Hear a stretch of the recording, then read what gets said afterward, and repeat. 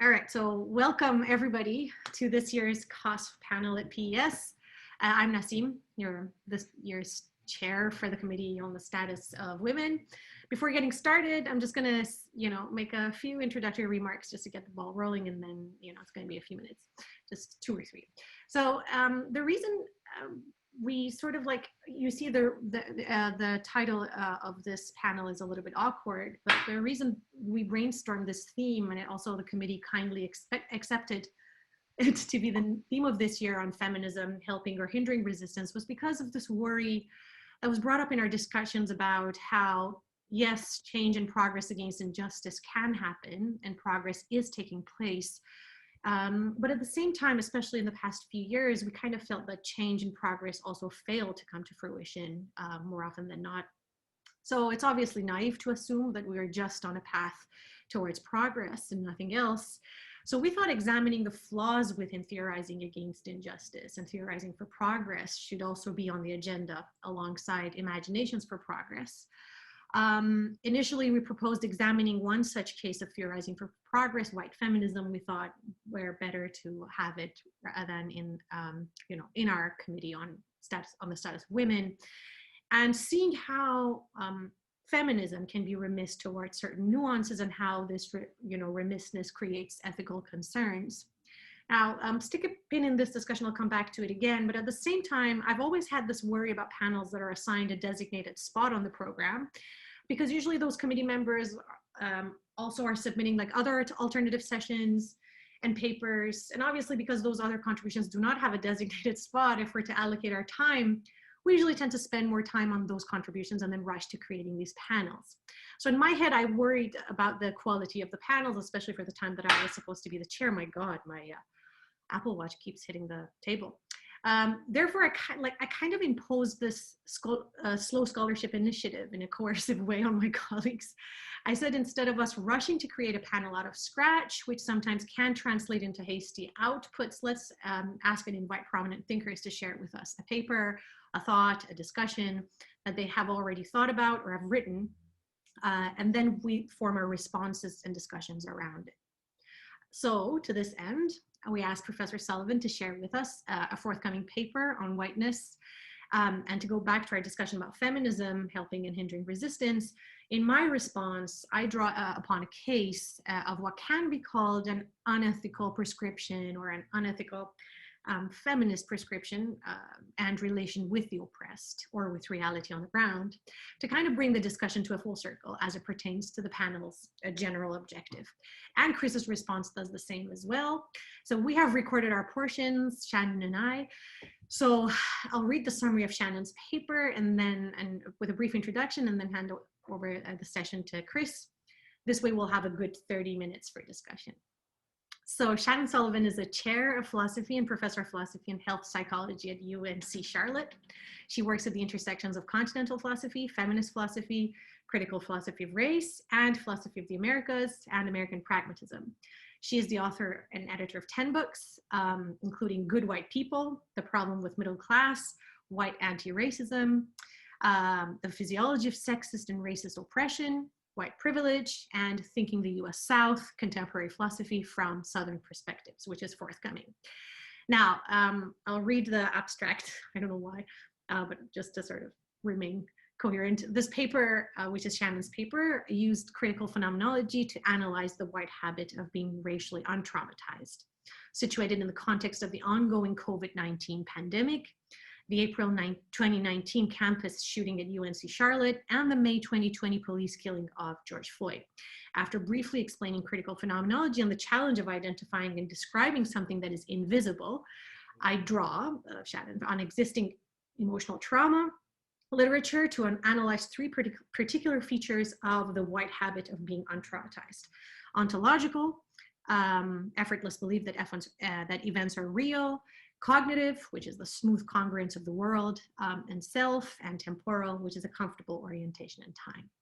And then, we had my response, which is uploaded as well. So with that, I think, Shannon, if you want to say a few words, or no, we're going to just hand over to Chris to read the response. I'd rather go and flip to Chris, and that way, I mean, I'm happy to talk more in the Q&A if questions come up, but I want to make sure we have lots of time for Q&A and just discussion. Okay. Okay, I'm going to be really quick too because my paper's up and I don't want to take up a lot of time. I think Shannon's done a great paper on the problem of white people not being traumatized by traumatizing racial violence. I thought the most phenomenologically rendered examples were actually white people thinking of traumatization they had experienced. And I'm not so sure that the register of the personal is the way to go. I know we say the personal is political, but I think we mean a particular constellation of personal and a particular formation of political that comes out of that. So I'm doing the thing that you do with dogs when you're trying to shame them. I'm not trying to shame you, Shannon. I mean this just as. So I would go to oppression as my discourse, not to trauma. And largely, this is meant as a rejoinder, not meant to critique, but I just come at things slightly differently. And I would suggest it rather than focusing on how people apprehend situations, that instead they recognize they are involved in systems and that they act. And then my final suggestion, which is because I am basically a cold-hearted sort of person, anyone who knows me will tell you that it's true. I think that you can feel if you're so inclined, but the main point is you should be involved in action. And that's me in a nutshell. So I think we have plenty of time for discussion. Shannon, thank you, Chris. If you wanted to respond to my response, if you want, and then we're going to open up for the discussion and Chris's response. So. Yeah, and I'll keep it real quick. And thank you to Nassim and to Chris, both of you, for inviting me, but also for your careful reading of my paper. I really appreciate it. And to all of y'all for showing up. Like, I'm tickled that so many people are here. I think I'll just flag out of each of your responses.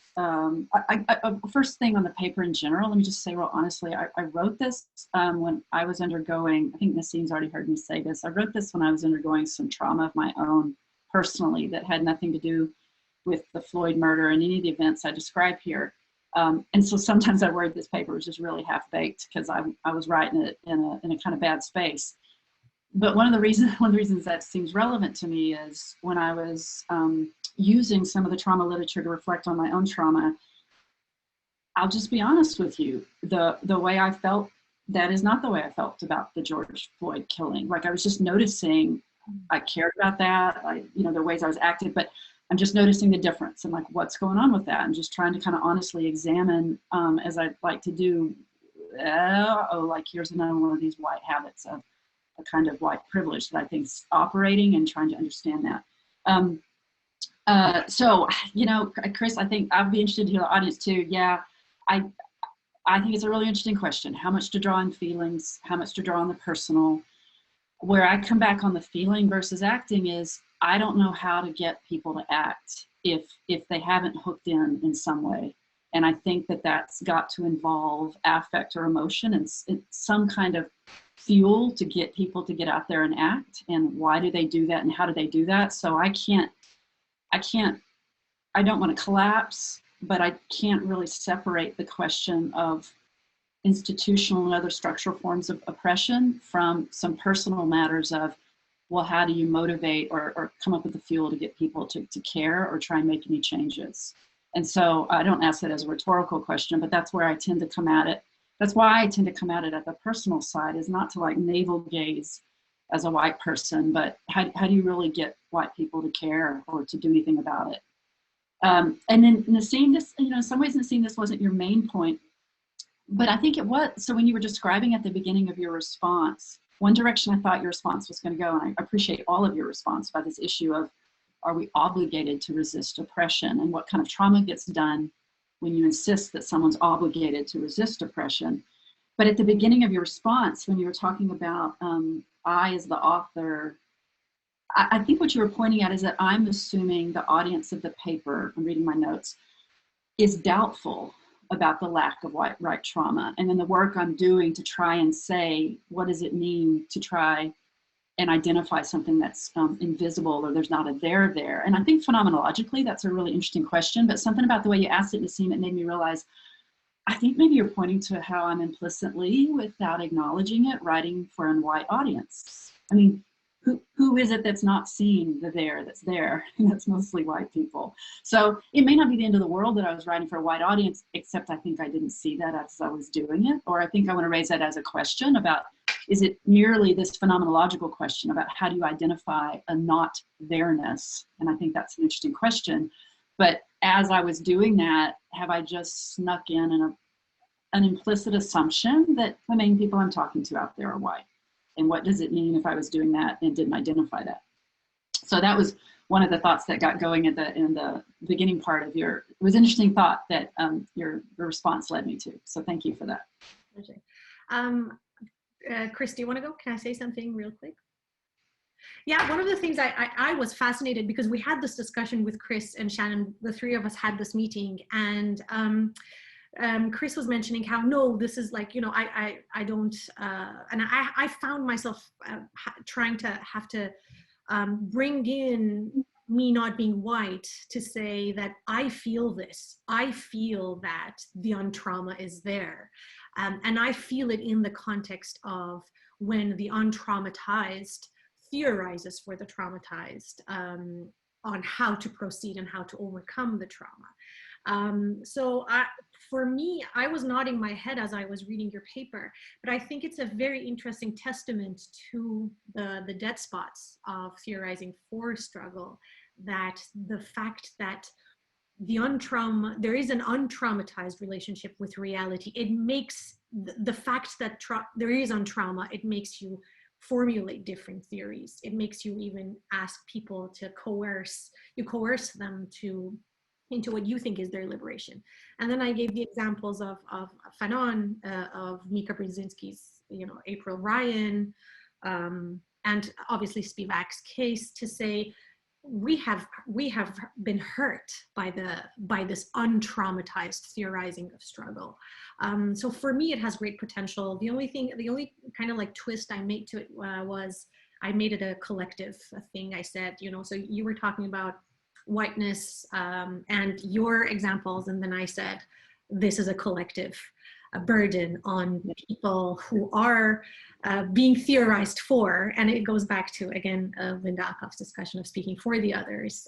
So these can be in the intersections of theorizing for struggle, and I think as feminists, or as people that are concerned with the liberatory ethos of feminism, we should be mindful of these ethical, you know, I would call them flaws and dead spots, and no longer blind spots, because Chris stopped me from using that, which is cool. So yeah, thank you very much, Shannon. Chris? I guess the next thing I would say, and I think this was part of my response to Shannon as well, and again, conversationally, because I know we all know this stuff, is that when we claim that we are articulating a vision from a position, we are articulating from a vision of complexity. And so, you know, I'm teaching a class right now. I've just roamed through Du Bois, who never takes his eye off complexity, even as he is articulating for particular struggles. He will always analogize, cite, remind people that there are other struggles. Mm-hmm. And I think about Anna Julia Cooper, who is also writing, you know, a little bit earlier, reminding people who are writing about the Black struggle to not forget the Black women of the South. And so I think if we start to take a position, and I know you all know this, so I'm not saying anything you don't know, that loses track of the interlocking sense of oppression that Combahee River Collective talks about, or the gestures towards coalitions yet to be formed that Kimberly Crenshaw talks about. We position ourselves too simplistically, and our lens only goes one way, whereas struggle is fracturing all the time. And I think these are also vocabularies that we teach all the time, but it's very hard to theorize without seeming to say, but I know a plumber who makes $80,000 a year, mm-hmm. which I don't think what every gesture of complexity is meaning to do. Mm-hmm. Wonderful. I have some comments, but I would like to open the floor to the audience. So whoever, can you please just unmute yourself and start talking, because I don't see a queue here, and we're all friends. So please go ahead and chime in.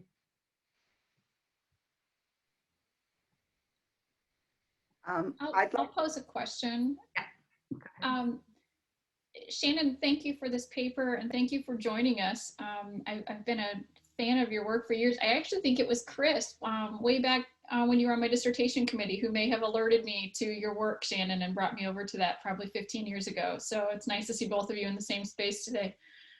The question I want to ask is actually kind of following a bit of your own trajectory, Shannon, and how some of these new ideas might be influencing your thoughts. So in the past, you've written about how the sorts of bodily trauma and suffering that lead Black people in particular to kind of justifiably call for sort of like a giving up of hope for ending racial oppression, racism, et cetera, and kind of a justifiably like cording themselves off in order to protect themselves.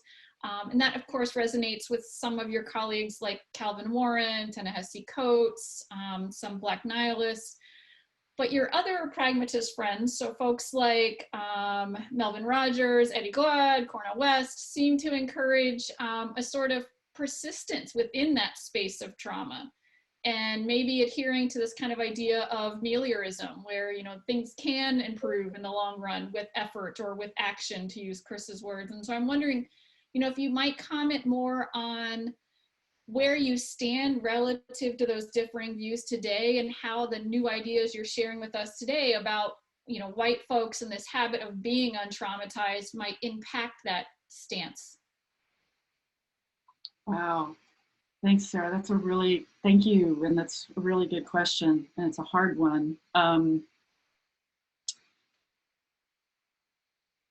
I feel like in some ways, and I hope this doesn't sound like I'm just punting or something, but I feel like in some ways I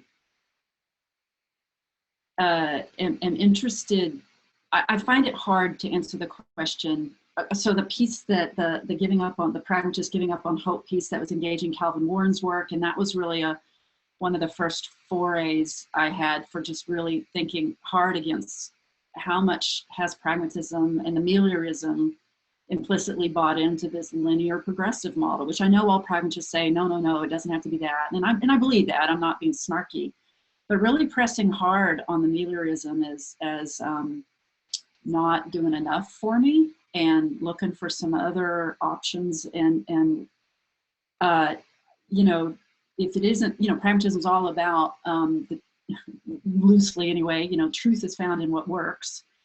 And what if it's not working? I mean, what if we look back historically for hundreds of years and see white supremacy and versions of whiteness recalibrate themselves in different social political situations? The end of slavery, it's not the end of white supremacy. It reconfigures to Jim Crow. Jim Crow is over. It reconfigures, Michelle Alexander's wonderful work and other things that show it just keeps remaking itself. So I find Derek Bell's racial realism on this question very interesting as a pragmatist and as a feminist, that maybe we need some different strategies, and that some of the usual things we tell ourselves are working maybe aren't, and maybe are part of the problem. And it feels scary to think outside of that, because these are supposed to be really, it's really sounds bad if you're a white person saying maybe the hope thing isn't working, and maybe it's not all getting better and better. And wow, isn't that a convenient thing for a white person to say? So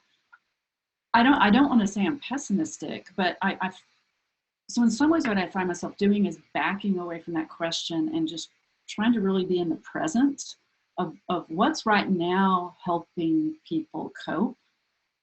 And by that, I mean folks in the complex ways that Chris is rightly reminding us of, like all of us maybe are coping in some different ways. What does it mean to cope so that you can sort of stay alive and stay healthy and just try to flourish? And that's for folks suffering from oppression in all kinds of ways. And that intersects in lots of interesting ways. But what does it mean if you're a white person to try and not be so toxic to other people? And just, in some ways, I kind of find myself coming back to just a very basic question of, I don't know if things are getting better or not, but I can try and think about identifying some of the ways in which I am spewing toxic stuff all the time and maybe don't even realize it as I walk around in my untraumatized state, racially speaking, you know. So what if I can identify some of that, and maybe Jackie Scott at Loyola Chicago gets credit for this. She was using COVID as a kind of metaphor. You know, is there something I can like mask? So at least I'm not breathing out what I've got that's contagious on everyone else, you know, thinking of these recent metaphors we have, you know, I don't know exactly how to make myself non-toxic as a white person, but maybe there's some ways I can minimize the damage I'm doing. But I got to at least start to try and recognize when and what ways I'm doing the damage. And I do think that operates in some interesting ways for white women. I don't get into that a lot in this paper, but I think I could get more intersectional there in a deliberate way about the appeal of not being traumatized and not looking at ugly, unpleasant stuff. That's really appealing to white women or white femininity, I think.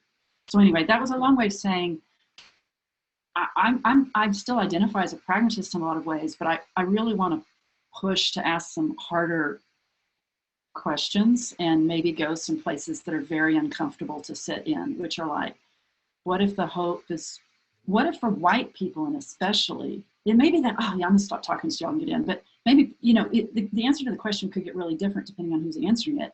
And I don't know, I wrote a lot about Black hope and some of the stuff that you're talking about, but I don't know if the hope could, maybe white people have to kind of come up with some different emotional fuel that's not about hope. I'm very suspicious of finding all kinds of ways to sneak back into kind of a linear progressive model that's very convenient for white people to buy. Surely it's all getting better and better. Like, come on, we can take some kind of heart in that, right?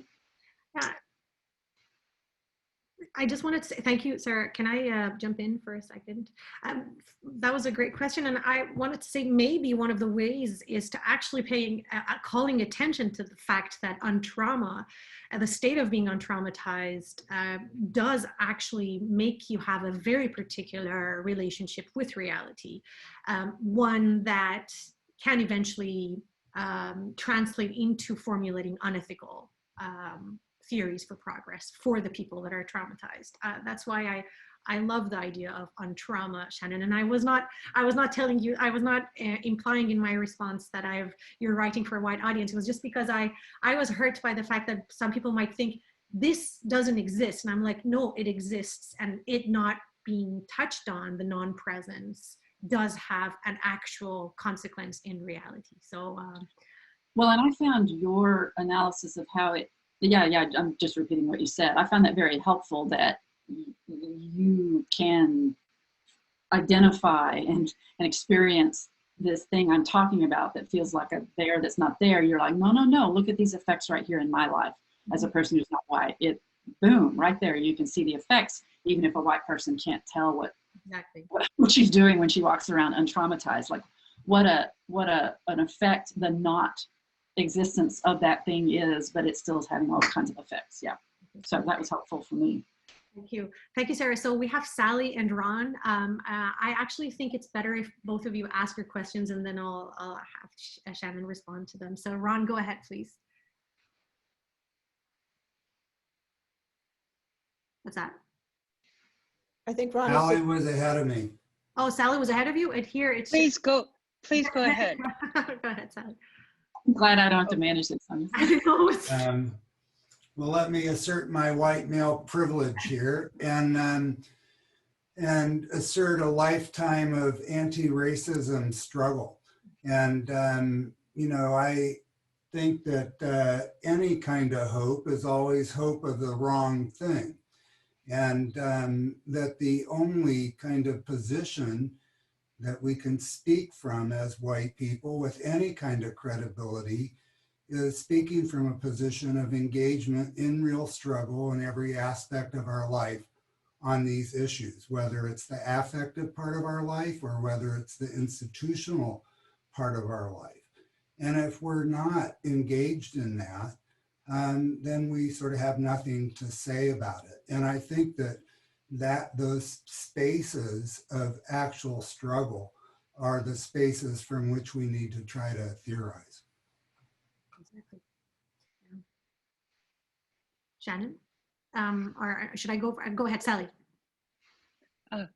Okay, thank you, everyone. It's really nice to be here. So Shannon, I'm interested in your claim in response to Chris that you didn't know how to get people to act without getting them to feel things first. And I find my own experience is that it's not an either or, you know, that sometimes you need to get people to act so that they learn enough to have the feelings, and their feelings are deepened through action. And sometimes you get people to act not by, you know, they have this strong sort of trauma or even much awareness, but you kind of, I hate to say, kind of bully them into acting. You maybe shame them into acting. You call them, or you call them along with you as a friend into acting, right? I've taken people along to demonstrations who've never been to a demonstration before and never knew what was going on, but I got them to act, and that action took them a step further to understanding and sensitivity. So it seems to me that it's not really an either or necessarily, and different circumstances may depend on different strategies. Thank you, Sally. And I like that. I like that way of putting it, which was better than the way I did to Chris, because I agree with you that I see these as in a kind of spiral or a kind of reciprocal relationship. So I agree. I didn't mean to suggest that it was feeling in place of action. And I liked a lot your language about calling someone along to come with you out of companionship or friendship or something. I like that. I have very little faith in shame producing any kind of long-term work, though. I'm really, really skeptical that, so it's, I don't want, and I know y'all don't want this either, I don't want just the one-off. I want the, if I think about white people, like, why dig in and do this hard work? It's not fun, and it's trivial, it makes you feel crappy, and well, I myself have felt a lot of shame. I'm sorry, what? I myself have felt a lot of shame, and it has been meaningful to me, and people have shamed me, and it has motivated me to act. And I know I have family members through marriage who are plantation owners, right? And that shame of having been part of a lineage who owned slaves has been an important factor in their anti-racism since they were small. So, I mean, again, I think that it's complicated, that's all. Never mind, I agree. I agree that trying to just go out and shame someone is not the right thing to do. But and I guess I don't want to make such a blanket comment that shame could never operate in positive ways.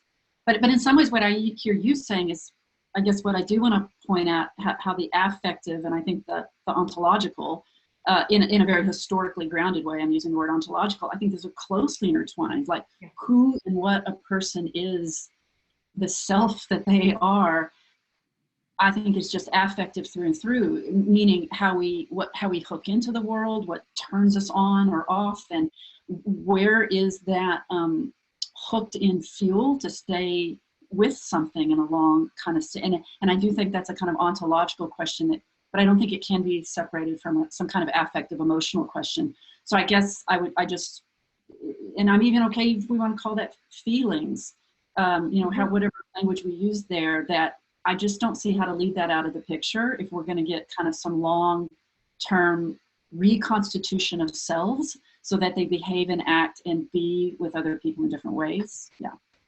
thank you, that's helpful. Yeah, thank you. Thanks for your question. Can I ask a question? Chris is next. Go ahead, and then there is a comment that I want to read. Go ahead, Chris.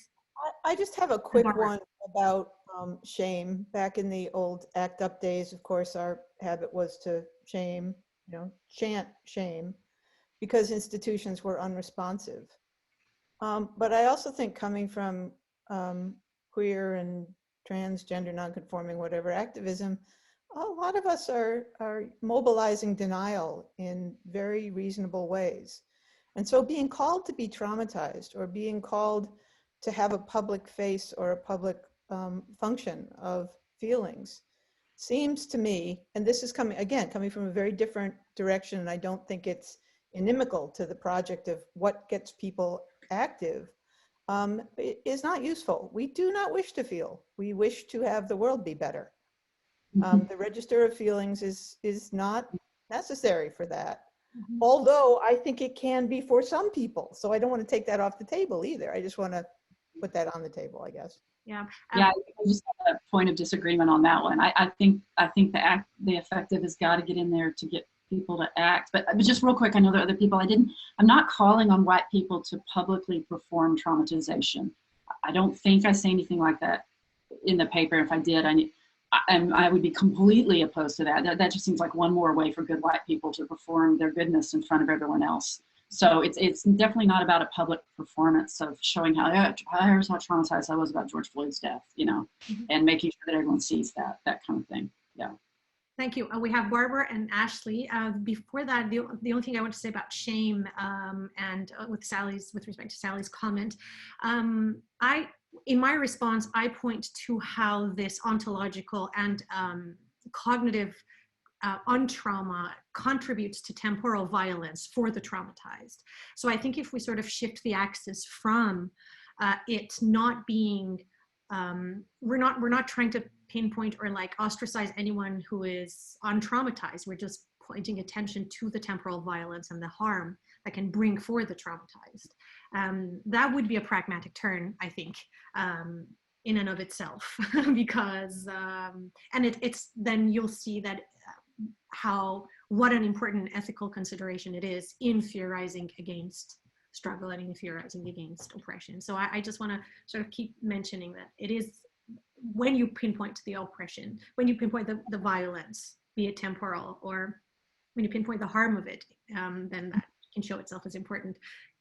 Good. Barbara and then Ashley, go ahead.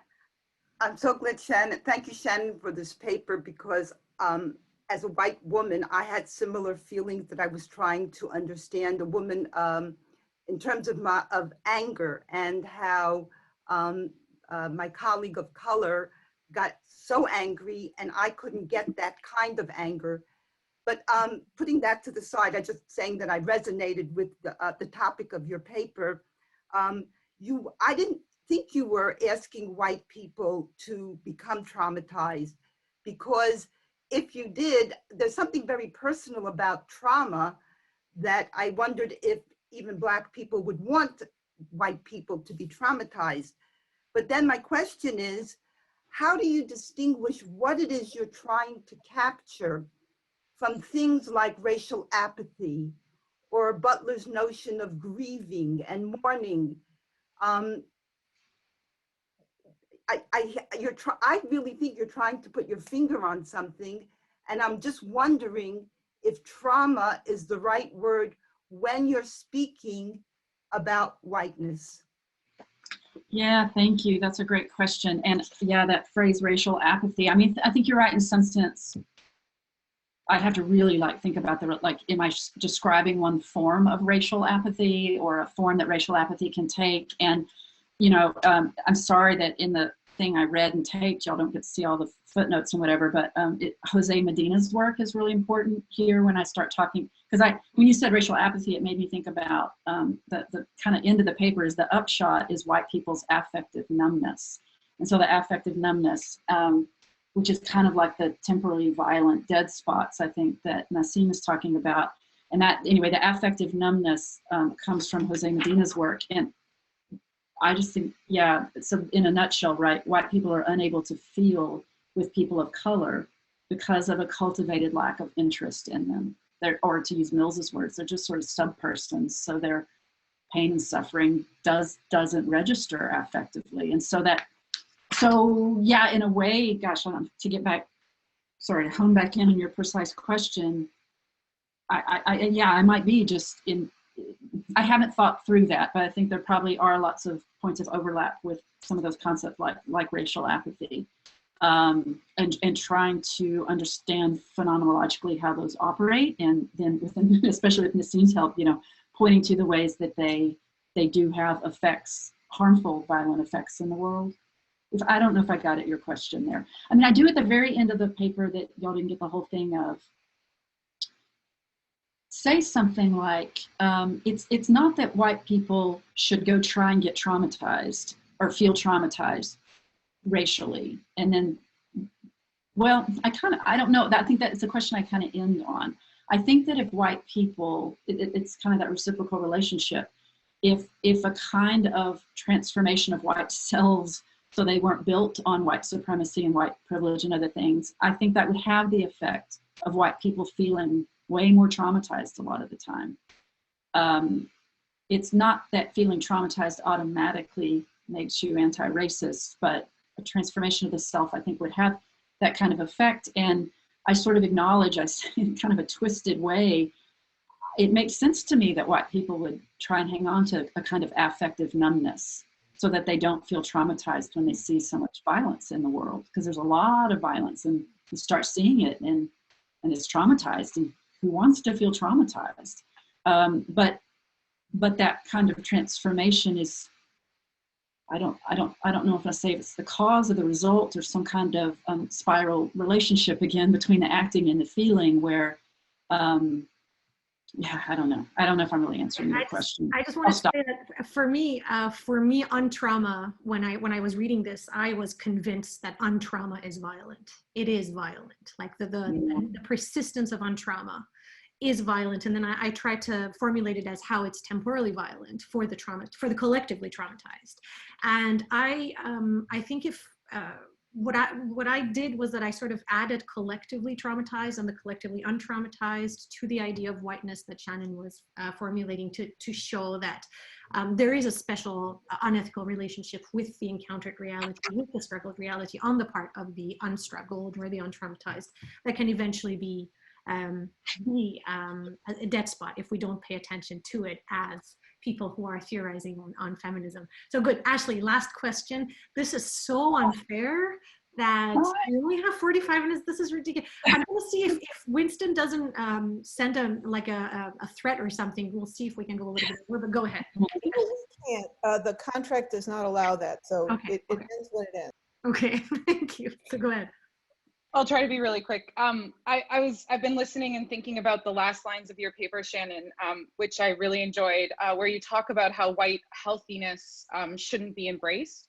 And as you said that, I was thinking about work that I'm aware of and work in around able-mindedness. And so white able-mindedness. So the concept of able-mindedness as a white concept. And I started to think that maybe this bridges with some of Chris's concerns and a kind of violence that Nassim just articulated, in the sense that we can talk on the level of interrogating able-mindedness as a white ideal and start to understand and unpack what that means to kind of make sense of this untraumatized concept, but in a way that retains the structural elements that I think folks are kind of concerned about losing. And that sort of made me just kind of think about maybe a new space or a new way to frame what I think you're doing, which is a kind of disability studies or a kind of disability analysis. And so I wondered if that might help, or if you have thoughts about that. Yeah, I like the way you brought in kind of the white able-mindedness and that combination to think about the structural aspect as the same. I mean, I think in the end, I always want the structural with that more personal, although I will admit, and I've done this in writing in other places, one of the probably many flaws in some of the stuff I do is in that combination, I lean on the personal side. It's not that I think the structural is unimportant, but I guess where I just find my energy going is trying to think how do living persons then plug into those institutions and make those wheels turn. So I like your comment a lot, and it also makes me think, gosh, I guess this isn't around on trauma exactly, but anyway, some of Kim Hall's interesting work, I would just want to call out. She's got a new piece that's just come out on things like slowness, and anyway, I won't go off on that right now, but I found some of Kim Hall's work really interesting in helping think about issues of race and disability together. So yeah, sorry, I didn't do enough with your comment there, but thank you.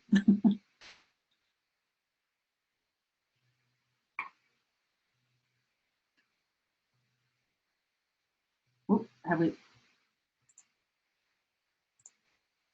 Have we lost Nassim? Oh, wait. Nassim, you're on mute. Oh, sorry. I'm just saying that before we wrap up, I'm going to read some comments that were written.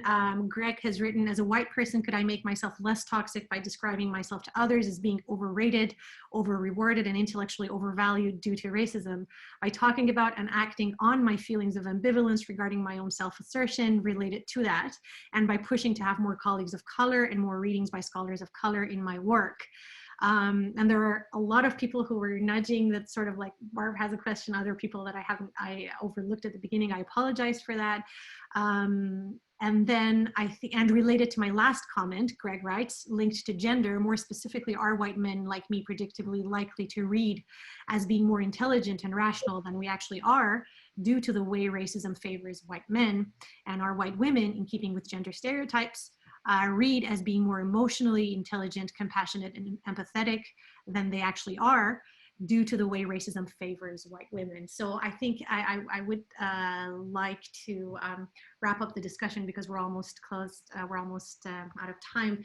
Shannon, my sincere thanks and gratitude on behalf of the cost committee. Thank you so much for accepting our invitation here. I really enjoyed this panel myself. I'm going to put the responses and everything else next to each other and have a video of this cost session, you know, just for the record. Thank you all of the people who participated. Winston has been very tough. Thank you, Chris, so much for helping to write a response. Please, if you haven't watched my video response, please do. I really liked the way I sort of was formulating it. So I kind of want to say, I'm looking forward to your feedback if you haven't watched it. So you really bring the violence out in it, which is really important. I think so. Even more so. You really bring the violence out in the concept of trauma in a way that I don't know that I did. I mean, you really bring that out. So thank you. Thank you. And Chris. Thank you so much. And see you all in other sessions. Thanks a lot for all the people who contributed to the discussions. Bye. All right. Bye, everyone. Thank you.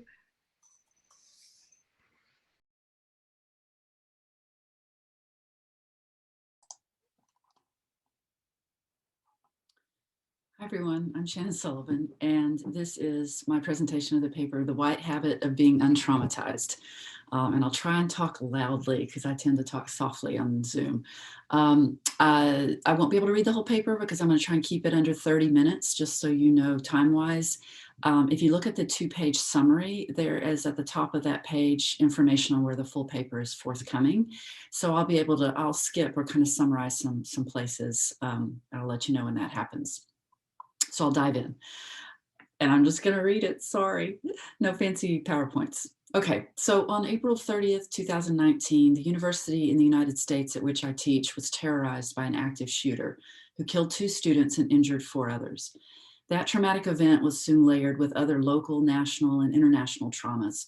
The COVID-19 pandemic that we're all familiar with that spread in 2020, the murder of George Floyd by Minneapolis police officers, which ignited worldwide protests for racial justice, and white supremacist pushback against those protests.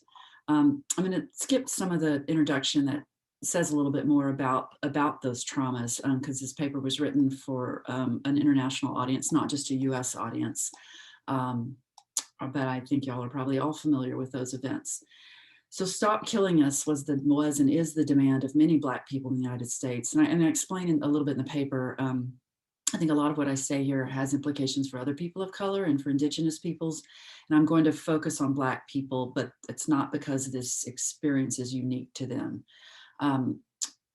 Anyway, that's in the full paper. Okay, so that's the demand of many Black people in the United States, whether it be the slower death of racist disparities in health or the faster death of police violence.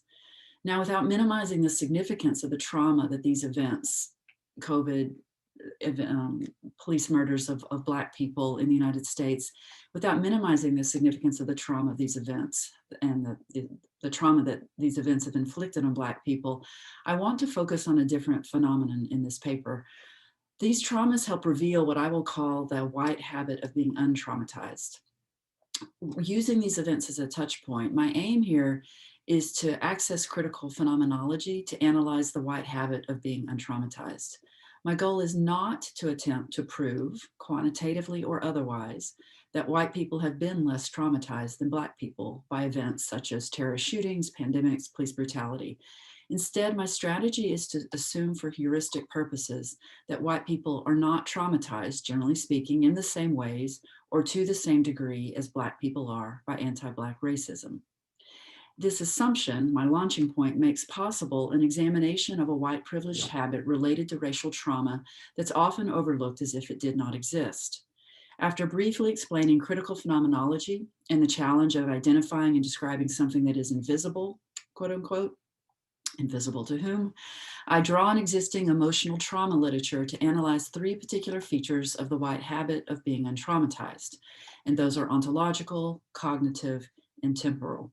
I close by connecting the white habit of being untraumatized with white ignorance and white affective numbness toward people of color. Now, in fact, I'm going to say very little about my methodology here. I'm going to hope you're somewhat familiar with phenomenology as a philosophical method of uncovering familiar, taken for granted assumptions, habits, and norms that structure human experience, and the way in which phenomenology sets aside what Merleau-Ponty has called a society's or a person's natural attitude. Habit is extremely important to phenomenological method. It's important to a lot of my work, important to this paper. So hopefully you're somewhat familiar with that. There's a little bit more in the large paper on that. Now, in general, phenomenological analysis is richly descriptive, and that makes it a very useful methodology.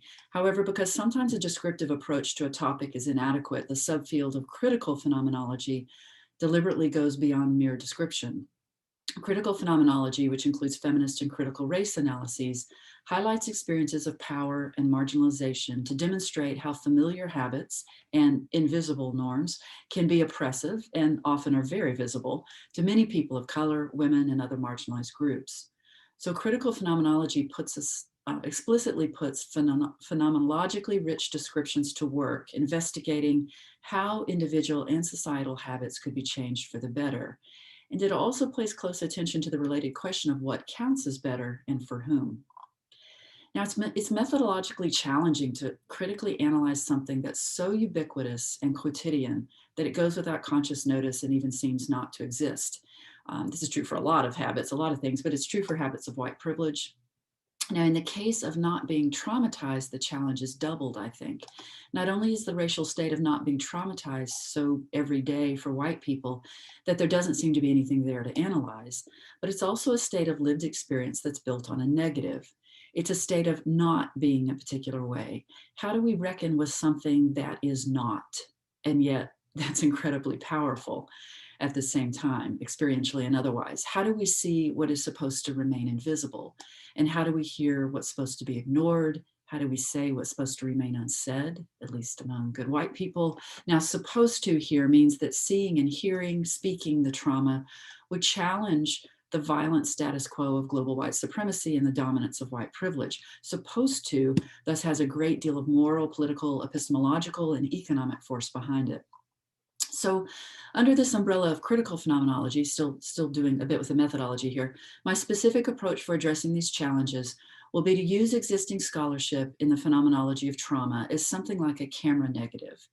If the phenomenology of trauma describes the positive, in that camera negative sense, the positive experience of trauma as something present and identifiable, that's what positive means here, then its negative should help reveal the experience of not being traumatized.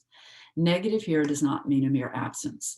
By reversing the original image, a camera negative can reveal the significance and the power of what was hidden and seemingly non-existent, as if it were empty space.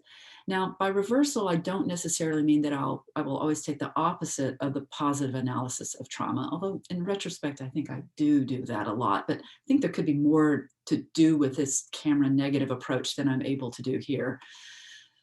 I don't think it's limited to just quickly taking the opposite.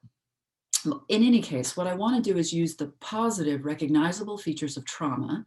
And from the trauma literature, the three main ones I'll focus on are disbelief that the traumatic event happened, a felt unthinkability of the trauma, and the temporal disorganization that trauma produces. So using those features of trauma as devices with which to pry open the negative hidden experience of not being traumatized. The result, I hope, will be an increased understanding of one of the many unconscious habits of whiteness. Now I'm going to focus on emotional trauma, not blunt force trauma, such as a blow to the head, but I deliberately don't I don't want to use the word physical just for blunt force trauma, because I think emotional trauma is just as physical and embodied as blunt force trauma. An emotionally traumatic event is an event that produces an experience of an unbearable affective or emotional state. And what makes it unbearable is that there's no, it's a technical term, not my term, there's no holding context for the painful emotions. Holding context are often provided by intersubjective relationships in which support from friends, therapists, other people serves as a relational home for the painful emotions.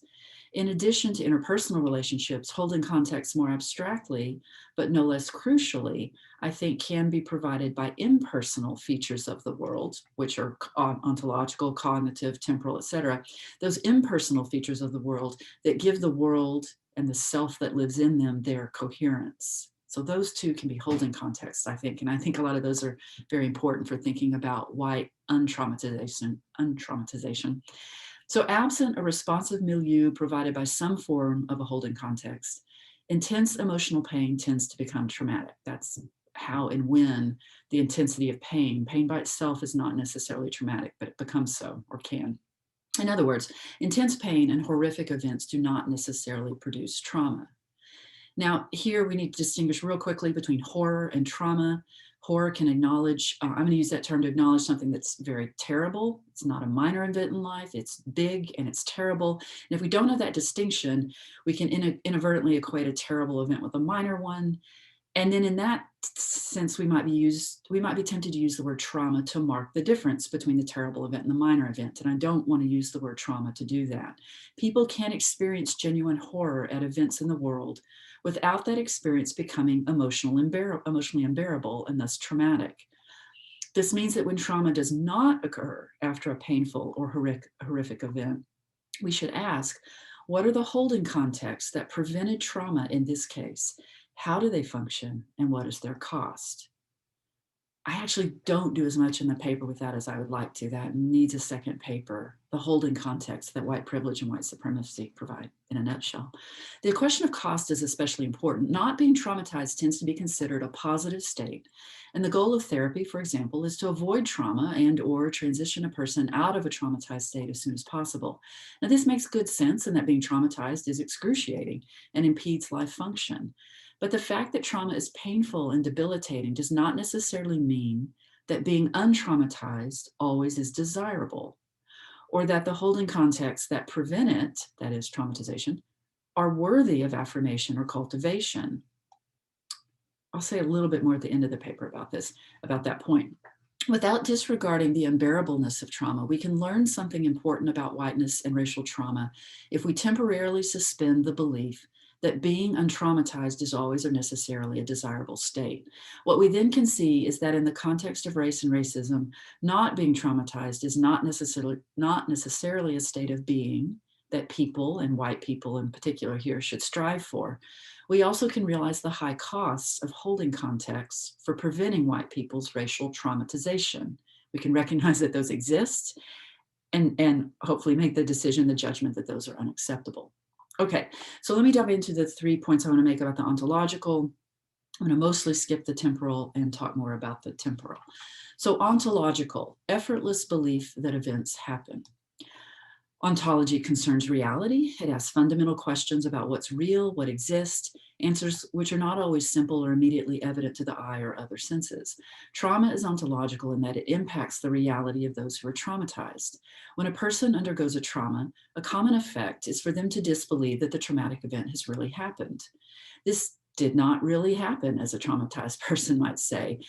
For example, after her beloved nephew died from an accidental house fire, philosopher Gretchen Gusich, and I'm drawing a lot from a crucial article of hers from 2012, and apologies if I'm mispronouncing her last name, G-U-S-I-C-H, Gusich, I'll say Gusich. She describes her disbelief in the new reality that her nephew was gone. She saw the deceased body, she attended the funeral, she mourned with her sister, and yet simultaneously she could not believe that her nephew was dead. Her everyday activities with her family based on the knowledge of the boy's death did not fit with her sense of reality, resulting in a paradoxical clash of knowledge and practical behavior. While confusing, this clash did provide a kind of emotional buffer between Gusic and the world. What we learn from Gusic's analysis is that for at least some period of time after a traumatic event occurs, disbelief in the event functions as a kind of defense mechanism, protecting a person emotionally until they're better able to seamlessly believe that the event happened. So in contrast, what happens when a person undergoes an untrauma? I use the term untrauma here to designate a non-traumatic event, and in particular to make visible the non-traumatic nature of so-called regular events in life, which often goes unrecognized. A person who's untraumatized generally doesn't experience a rupture in reality. They're not subjected to a clash between their practical behavior and their knowledge about events in the world. Things happen, and a person can easily go about their day, period.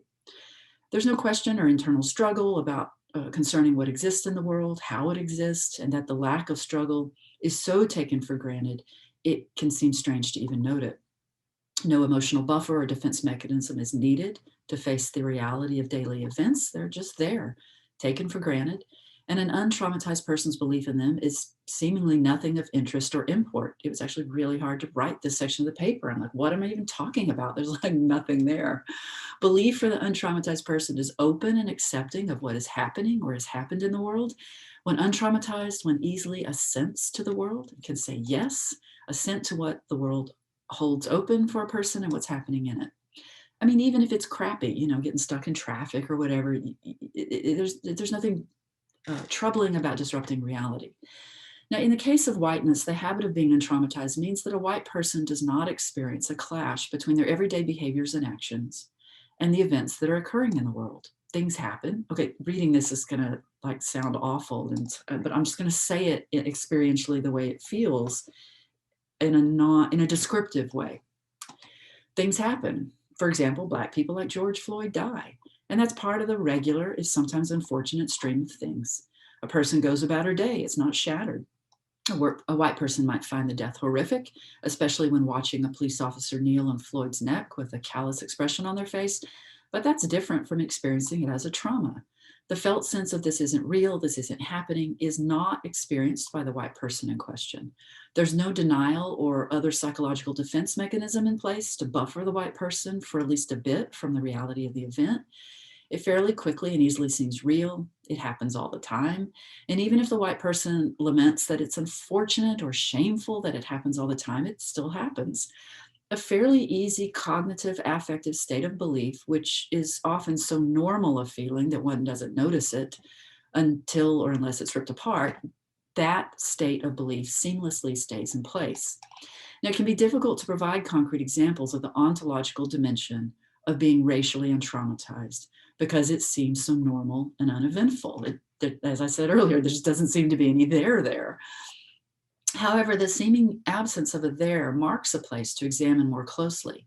So take the example of going to the grocery store after learning about George Floyd's murder. This is just going to sound so trivial, but it's like a different world to walk in. While untraumatization is experienced in the everydayness of going to the store, which exists simultaneously with the reality of Floyd's death. Sorry, let me reread that. White untraumatization is experienced in the everydayness of going to the store, which exists simultaneous with the reality of Floyd's death. Floyd's death doesn't make the grocery trip seem unreal or surreal, even if the white person's sad or horrified or angry about the murder. And at some point in the midst of those emotions, food still has to be purchased so one can eat. Now, of course, this is true for a person who is traumatized by Floyd's death. At some point, that person also needs food to eat. Maybe she even goes to the grocery store herself. But for the untraumatized person, going to the store is not like walking in an altered state or shredded reality. It's easy to experience regular things that are happening. You put your vegetables in the cart, the clerk scans the groceries, announces the charge. The world that the white people move in tends to be intact. And if and when it's fragmented or shattered, it generally is not because of race. Whiteness gives the world to untraumatized white people. It gives the world to them, to us, as real, whole, and unbroken. Okay, the cognitive dimension of untraumatization, smooth congruence of world and self. Traumas, I'm just going to read a few lines about this and move on for the sake of time. And a part of this is because trauma's cognitive effects, you probably already picked that up in what I read. They're a subset of the ontological dimension of trauma. So reality is no longer the same when undergoing trauma. There's the ontological dimension. And a shredded reality interferes with a person's ability to think. There's the cognitive dimension. And that's different than an intellectual failure, like when you misbalance your checkbook or you double the cookie recipe and mess up the baking soda because you're exhausted, whatever. Those failures of thinking occur without any changes, fundamental changes to reality. In contrast, a traumatized person's ability to cognitively understand things is disrupted because of the ontological effect of trauma. Reality has shifted and is no longer the same. So it's a subtle point, maybe an important one. It's one that Gusic brings up in her piece that I'm drawing from. But for the sake of time, I'm going to skip over that one and jump to the temporal effect of trauma and untraumatization. So temporal, comfortable orientation in time. Trauma causes temporal disorientation, making the traumatized person feel simultaneously that time is slowed down and that it's sped up. This tends to occur because of a traumatized person's intense focus on the traumatic event. That event consumes all of a person's attention, energy, and emotion. And it's as if the traumatic event is the only thing in the world that exists. A traumatic person often has difficulty imagining or remembering what life was like prior to the traumatic event. For example, the 3+ weeks that Gusic spent in the hospital with her nephew before he died seemed like an eternity to her. At the same time, however, it felt to Gusic that the phone call from her sister with the bad news about the fire had just happened. The fire felt immediate and newly inserted into Gusic's life, even though it had happened close to a month ago. In a similar fashion, the fixity of a traumatized person's attention makes it difficult for them to form new memories during the period of temporal disorientation. Things other than the trauma do not seem to have much meaning, and thus there often are strange gaps in memory that a traumatized person notices after the traumatic event has passed with some significant period of time. Just as reality and the cognitive ability are out of joint for the traumatized person, time and memory tend to be experienced as unhinged in the midst of a traumatic event and its aftermath. So the untraumatized person, in contrast, enjoys a temporal experience in which time flows smoothly. This allows the self of an untraumatized person also to flow smoothly, so to speak. She's not stuck in a particular period of time that feels simultaneously eternal and recent, forever ago and just now. She's a person with a well-coordinated past, present, and sense of a future. She's also multi-minded, rather single-minded. Single-minded comes out in the cognitive portion earlier. So she can be multi-minded, benefiting from a variety of events in the world that had meaning for her and thus that she can remember. She can go to the grocery store and not have a surreal sense of it being simultaneously long ago and just yesterday that George Floyd was murdered. In addition, her memories fortify her sense of self as something coherent and meaningful.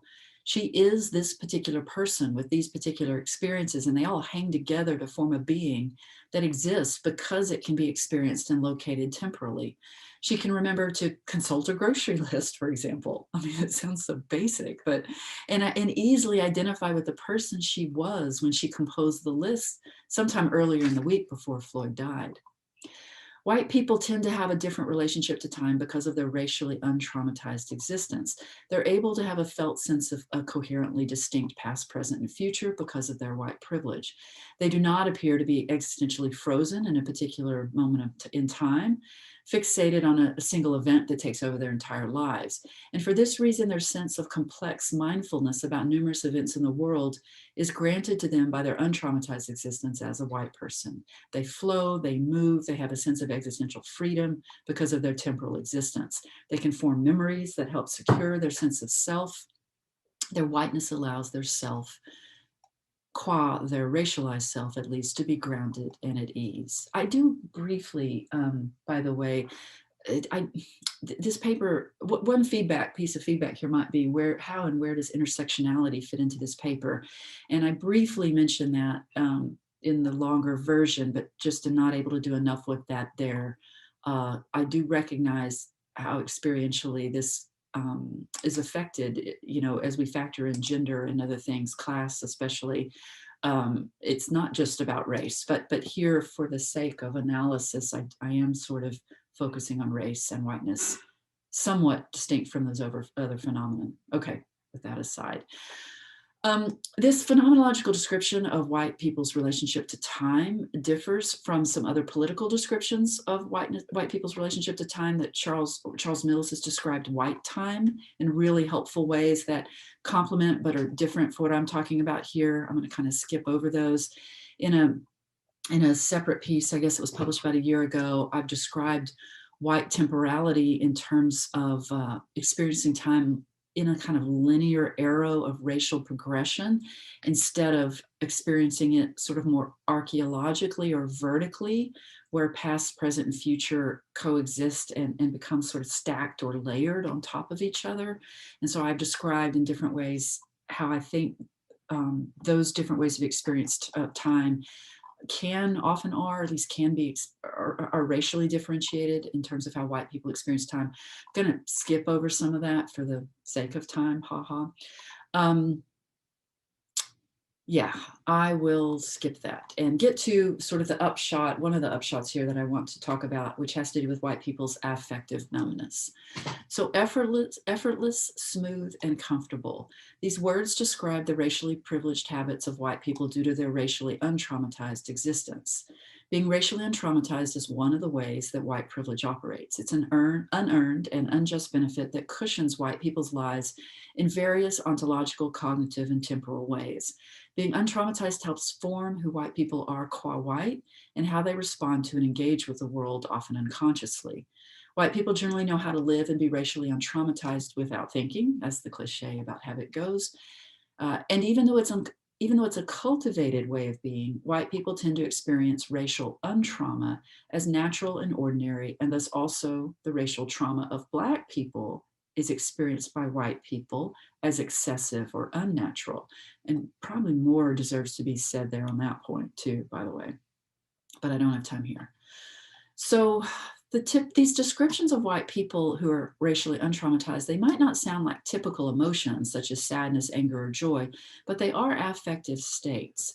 And these ontological, cognitive, temporal features of white untrauma operate via emotions and other affective relationships to the world. All the stuff I've been talking about with a smooth and easy relationship is affective. And at the same time, being untraumatized is characterized by an absence of certain emotions. So what's missing, we might say, is precisely when a white person's untraumatized, what's missing is precisely the affective strength of the traumatizing for others situation. The racially violent situation does not make much of an impact on a white person. Its punch does not have much force. As racially untraumatized, white people tend to be affectively numb. And I'm drawing here on some really important work from by Jose Medina in 2012. Affective numbness. White people are unable to feel with people of color because of a cultivated lack of interest in them. And so the fact of white people's affective numbness addresses an important question. I think I've been assuming that white people are generally untraumatized by racial violence against Black people, but why are they untraumatized? Why doesn't trauma occur for many white people when they learn about, say, Floyd's death, et cetera? And one answer is that from the perspective of white people, there's nothing alarming that has happened, and thus nothing that would or could cause trauma. White people are generally numb to the situation, as I've said. And as Claudia Rankine has argued, for white people, it's no big deal to see corpses all over the place. That is, the corpses of Black people, they're used to that. As long as Black people are seen as subpersons, now keying off some of Charles Mills' work there, you'll probably recognize that. As long as Black people are seen as subpersons rather than full persons, there's nothing particularly traumatic about their deaths. Maybe unfortunate, maybe horrific, not traumatic. Not recognizing or feeling the suffering, pain, and trauma of Black people, as well as other people of color, Indigenous people, that is a key part of the racialized ignorance that's required to be white, again, drawing from some work by Mills and others. This is an ignorance that's not an accidental gap in knowledge, but it's carefully cultivated. And in this way, the white experience of being untraumatized complements white people's habits of erasing the suffering of people of color. Like flip sides of the same coin, and I can't say much here. I've referenced some other work that I and others have done, but the white erasure of non-white suffering is like the flip side of this coin of white experience of being untraumatized. And I believe they're structurally related.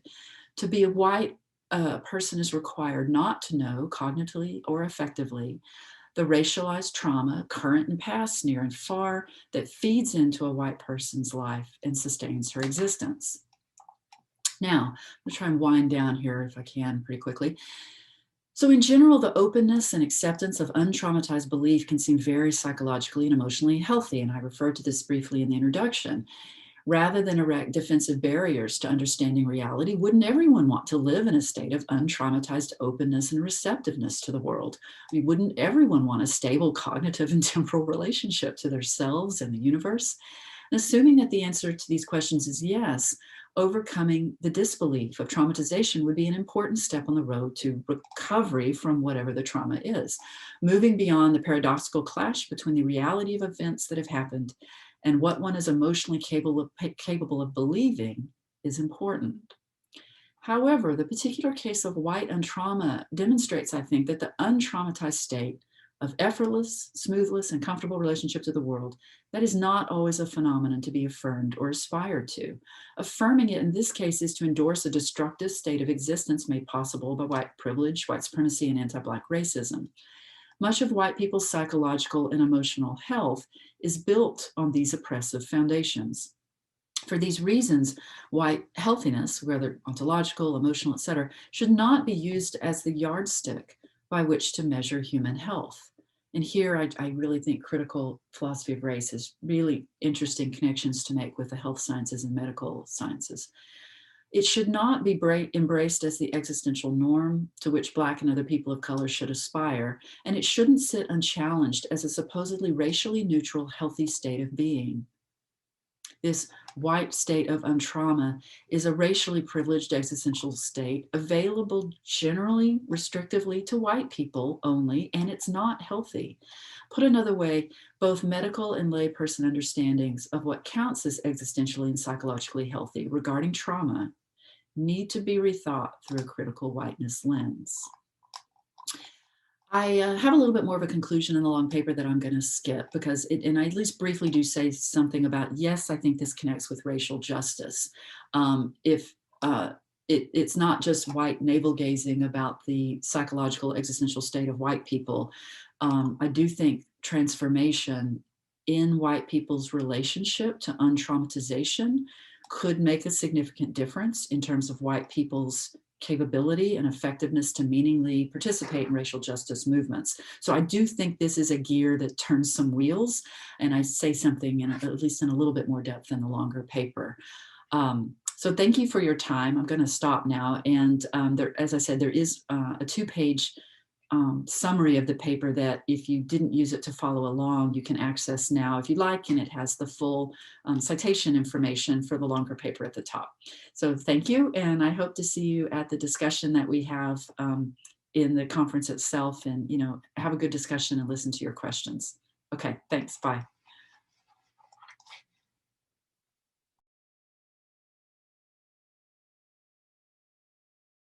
So hi everybody. I will be reading from my response to Professor Sullivan's paper. The title of the response is The Dead Spots of Untraumatized Theorizing of Collective Trauma, a response to Sullivan's The White Habit of Being Untraumatized.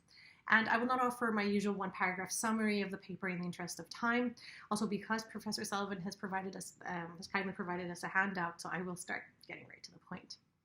So in her paper, The White Habit of Being Untraumatized, Sullivan spends a noticeable amount of time trying to justify the importance of paying attention to this lack or absence of trauma in certain manifestations of whiteness. For example, the relationship of white people with reality.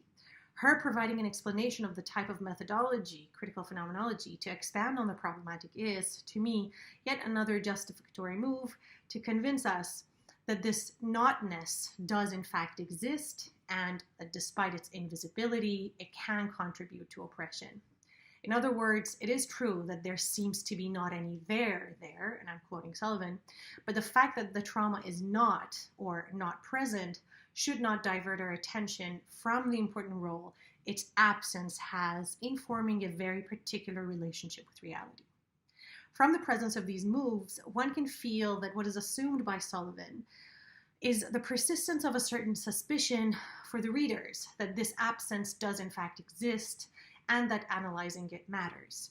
The readers are assumed as unconvinced about the importance of focusing on what is not there, and again, that the pivotal harm of this untrauma, as opposed to, let's say, the visible presence of oppression, is important.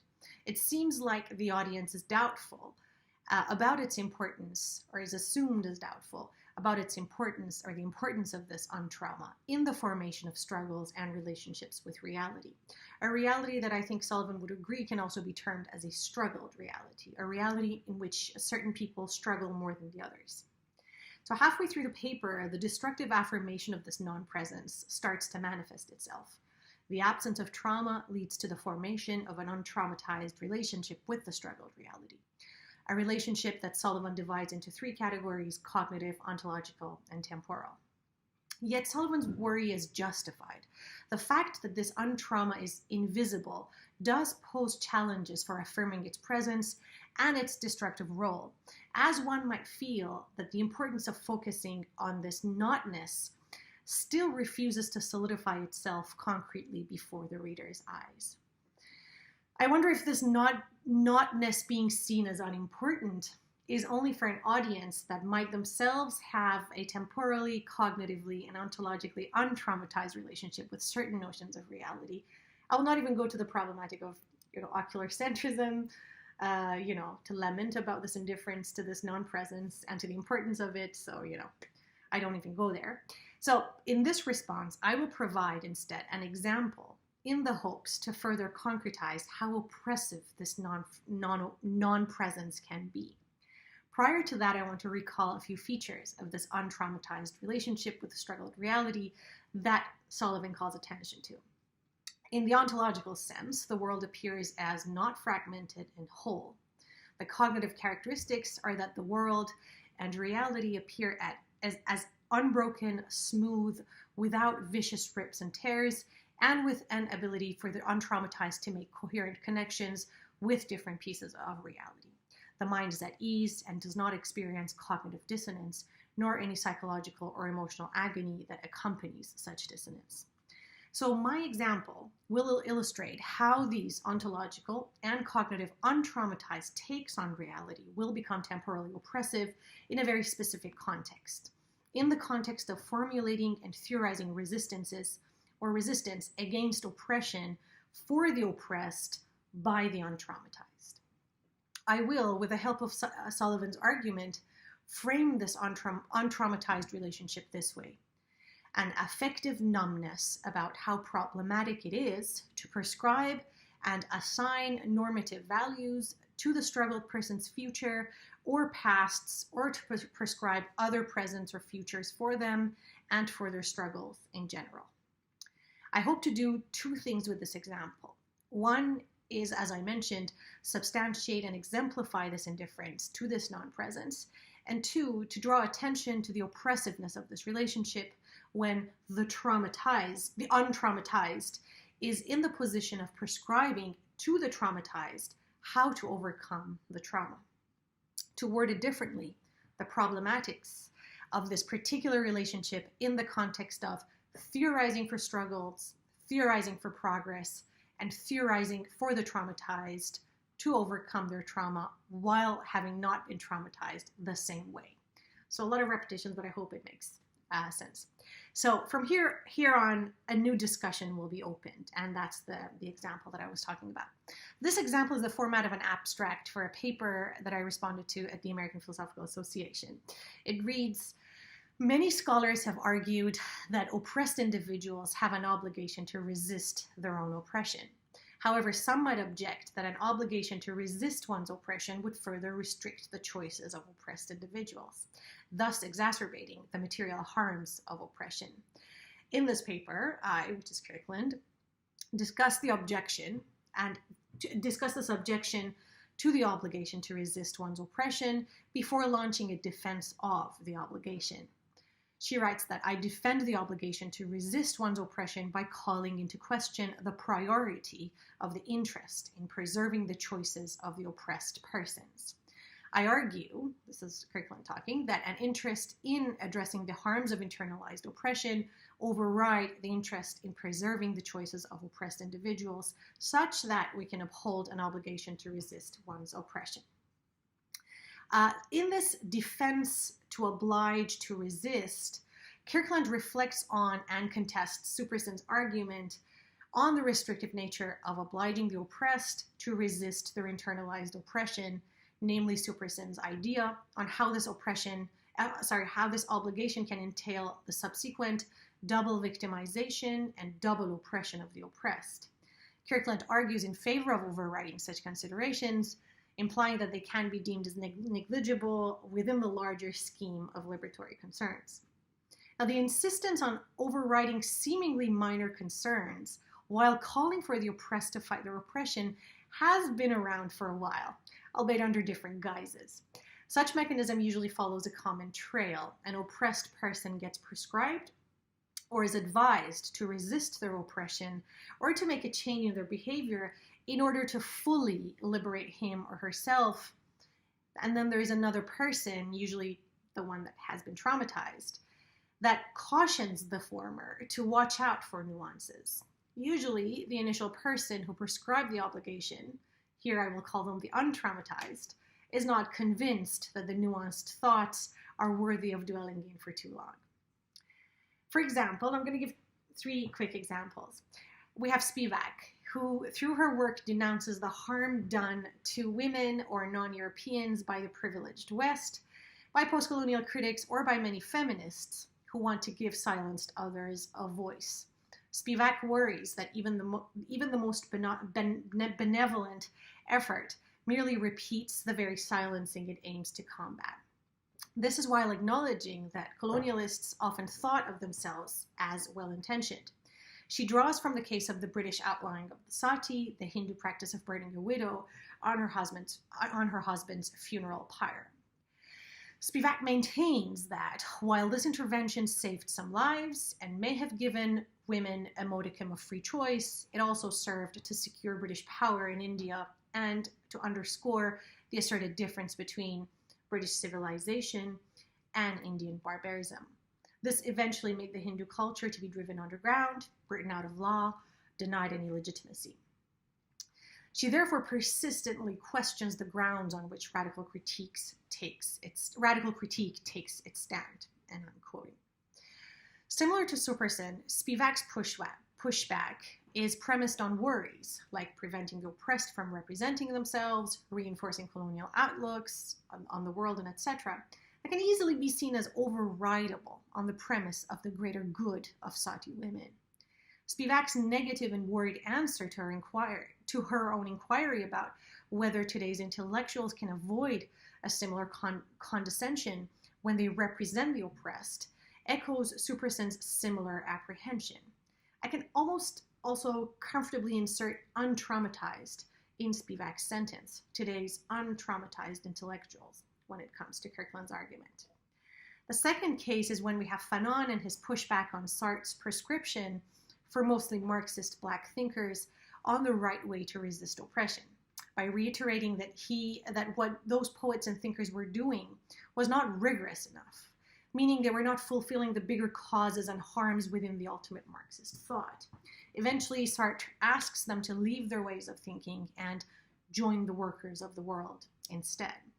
This is something that shatters the enthusiasm of Fanon, who was in the midst of developing modes of resistance and understanding his own internalized and traumatized collective oppression. Sartre's potentially subsequent and untraumatized response, by the way, implies a sense of wonder as to why this criticism is even important. The third example is a more recent one. We have Mika Brzezinski, a white news anchor, summoning the African-American correspondent April Ryan on how she needs to be more angry and insulted at Trump's racist comments. This back and forth happens after Trump asks Ryan to contact the Black Caucus members because he assumed that since Ryan is Black, she knows all the other Black people. Ryan reminds Mika that she is the one who has written a book on race. In other words, she is the traumatized here. She is the one carrying the burden of collective trauma. Mika nevertheless insists that there is a need for Ryan to be more uncomfortable, angrier, and less unresisting towards this oppressive dynamic. We can thus see the commonness of this well-intentioned preference for the greater good on the part of the untraumatized, which renders losing something that is considered as less important as harmless. I would like to call this untraumatized enthusiasm for overriding the restrictions of choices in the interest of this greater good a relationship without relation, and frame it as an ethical concern. This is inspired by Levinas's work on this very phrase, although I'm not going to, go to how, Levinas's the whole makeup of Levinas's analysis is on a different foundation. But for the purposes of this response, our idea of a relationship without relation can be demonstrated through the following mechanism. X is our understanding of liberation and injustice and trauma. In other words, X is what we know, the knowledge that we have of how liberation from trauma or collective struggle ideally looks like. Y is the person or reality that we encounter who is not yet conformed into X. Y is seen as this not yet enlightened, not yet molded into the version of the untraumatized reality. In the process, the Y-ness of Y is seen solely as inadequate, oppressed, and deemed liberated only if it becomes fully translated into X. For example, in Kirkland's paper, Y is presented as the seemingly unresisting person. Finally, we have Z, which here stands for the well-intentioned, untraumatized justification of coercion of some sorts, or the consideration of certain points as overridable, especially since X, which is the untraumatized theorizing of struggle, seems to be adequate and exhaustive enough. And it is only against the backdrop of a relationship without relation, en route to a prescribed future by a non-traumatized habit, it is only against the backdrop of this that Z, which is coercion and overriding, can be justified, and the concerns of double victimization and double oppression can be seen as minor. In this prescription for the traumatized, there is an insistence on the superiority of the bigger worry, which ultimately acts as a means for justification of the absorption of Y to X, which is our reality or our knowing. With this concern in mind, Superson's argument of the double oppression and double victimization can be seen as being a relationship with an actual relationship, as being a relationship with an actual relation, and Kirkland's reasoning as an untraumatized prescribing of a future for the traumatized. Kirkland mentions that an obligation to resist oppression can be understood as an obligation to change one's behavior if the individual in question has previously been complicit in or unresisting towards her own oppression. And I'm quoting. It is, again, only against the backdrop of an untraumatized relationship that such reasoning will sound liberatory and coherent and not violent or restrictive. Maybe it's precisely because of the cognitive and ontological untrauma that reality is seen as not fragmented and whole. The ideal future to aspire to is unbroken and smooth, and the prescriber is insensitive to the presence of vicious rips and tears and fragmented presence. So untraumatized habit of thinking, Sullivan would say the habit of whiteness, is thus temporally oppressive. In an untraumatized relationship without relation, the worries of Superson, Spivak, or Fanon that are as big and as complex as the greater liberation itself are eventually seen as minor, overridable, and unoverridable, even if they are substantially constitutive of the traumatized reflections and imaginations for a better future. As Sullivan puts it, this not being there does contribute to violence. In our case, violence and theorizing for progress and overcoming trauma. This would also validate Sullivan's other idea that it is wrong to have the state of being untraumatized prescribed as an ideal future, or what she would say an existential norm for the traumatized. Not only because Sullivan rightly mentions that this untraumatized stance is premised on abusing others, but also because it is an unethical relationship with the struggled reality. On a positive note, this discussion does have a flip side. It can entail that the traumatized person is the one that can have an actual relationship with reality and with imagining an authentic future, precisely because untrauma is not there, and rips and vicious tears are. So in a way, the Heideggerian ontological difference of the struggled or the traumatized thus bulges out as what Mignolo calls colonial difference, which can, for the sake of the argument, be defined as being able to see things that the collectively untraumatized can't. Kirkland's affective numbness, or as mentioned by Sullivan, an untraumatized habit of whiteness, can thus create temporally violent dead spots in theorizing for resistance that are often overlooked because this numbness is presumed by many as unimportant, as not being there, or as invisible. Thank you.